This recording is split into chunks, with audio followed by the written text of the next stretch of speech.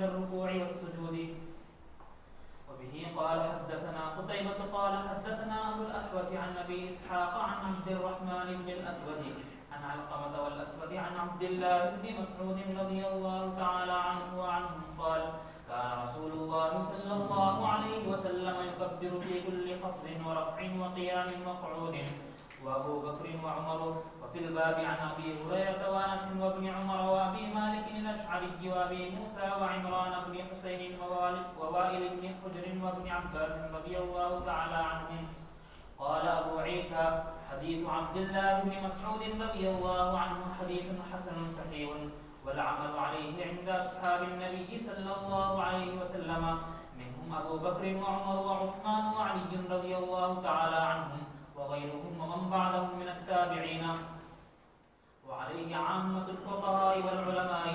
وبه قال حدثنا عبد الله بن منير قال سمعت علي بن الحسن قال أخبرنا عبد الله بن المبارك عن ابن جرير عن الزهري عن أبي بكر بن عبد الرحمن عن أبي هريرة رضي الله تعالى عنه وعنهم أن النبي صلى الله عليه وسلم كان يكبر وهو يهوي.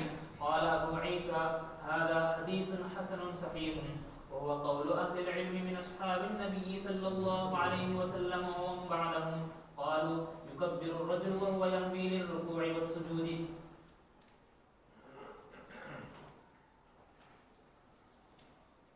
بسم الله الرحمن الرحيم. الحمد لله رب العالمين والصلاة والسلام على سيد الأنبياء وأشرف المرسلين وعلى آله وصحبه أجمعين. أما بعد. باب ما جاء في التكبير عند الركوع والسجود. رکوع اور سجدے میں جاتے ہوئے تکبیر کہنے کا بیان. یہ مسئلہ متفق علیہ ہے تمام ائمہ کے نزدیک کہ رکوع میں جاتے ہوئے، رکوع سے سجدے میں جاتے ہوئے، سجدے سے اٹھتے ہوئے اور جھکتے اٹھتے مختلف جگہ پر تکبیر کہنا چاہیے. چنانچہ حدیث ہے کہ نبی اکرم صلی اللہ علیہ وسلم کے بارے میں حضرت عبداللہ بن مسعود کہتے ہیں کان رسول اللہ صلی اللہ علیہ وسلم یکبر فی کل خفض ورفع وقیام وقعود وابو بکر وعمر. اللہ کے نبی علیہ السلام تکبیر کہا کرتے تھے ہر جھکتے اور اٹھتے ہوئے، فی کل خفض ورفع، خفض مانے جھکنا، رفع مانے اٹھنا، ہر جھکتے ہوئے اور ہر اٹھتے ہوئے موقع پر، وقیام وقعود، اور قیام میں بھی اور قعود میں.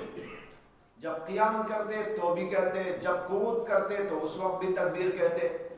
وہ ابو بکر و عمر، اور ابو بکر بھی اور عمر بھی ایسے ہی کرتے تھے. یہ ابو بکر و عمر یہ عطف ہو رہا ہے رسول اللہ صلی اللہ علیہ وسلم پر. کان رسول اللہ صلی اللہ علیہ وسلم و ابو بکر و عمر یکبر، ایسا ہے. تو اس کو بعد میں لے آئے. ان تینوں حضرات سے نقل کرتے ہیں کہ تینوں حضرات ہر اٹھتے ہوئے، بیٹھتے ہوئے، قیام کرتے ہوئے اور قعود کرتے ہوئے تکبیر کہا کرتے تھے. وفي الباب عن ابي هريره وانس وابن عمر وابي مالك الاشجري وابي موسى وعمران بن حسين ووائل بن حجر وابن عباس. قال ابو عيسى حديث عبد الله بن مسعود حديث حسن صحيح والعمل عليه عند اصحاب النبي صلى الله عليه وسلم منهم ابو بكر وعمر وعثمان وعلي وغيرهم ومن بعدهم من التابعين وعليه عامة الفقهاء والعلماء. عمل اسی پر ہے صحابہ کرام کے نزدیک، جن میں ابو بکر، عمر، عثمان، علی وغیرہ سب حضرات ہیں، اور اس کے بعد جو تابعین حضرات ہیں ان کا بھی عمل، اور اسی پر ہیں جمہور علماء اور فقہا.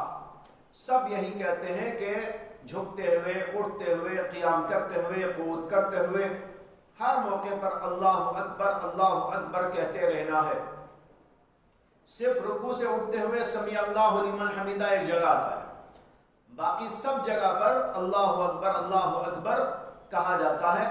یہی طریقہ ہے نماز پڑھنے کا. اسی کا ایک باب منہ آخر، اس کے اندر حدیث لائے ہیں حضرت ابو ہریرہ رضی اللہ تعالیٰ عنہ سے. وہ کہتے ہیں ان النبی صلی اللہ علیہ وسلم کان یکبر وهو یہوی. اللہ کے رسول علیہ السلام تکبیر کہا کرتے تھے اس حالت میں کہ آپ جھکتے ہوئے جاتے. وہوا یہوی، ہوا یہوی اس کے معنی آتے جھکنا، جھکتے ہوئے کہتے چلے جاتے تھے. مثلا کھڑے ہوئے ہیں، اب سجدے میں جانا ہے یا رکوع میں جانا ہے، اللہ اکبر، جھکتے ہوئے کہتے تھے. پہلے کہہ کر بعد میں جھکنا ہے، بلکہ جھکتے جھکتے اللہ اکبر کہتے جانا ہے. یہ طریقہ ہے کان یکبر وہو یہوی. اوپر کے باب میں یہ بتایا تھا کہ ہر خفض و رفع میں اور قیام و قعود میں تکبیر ہے.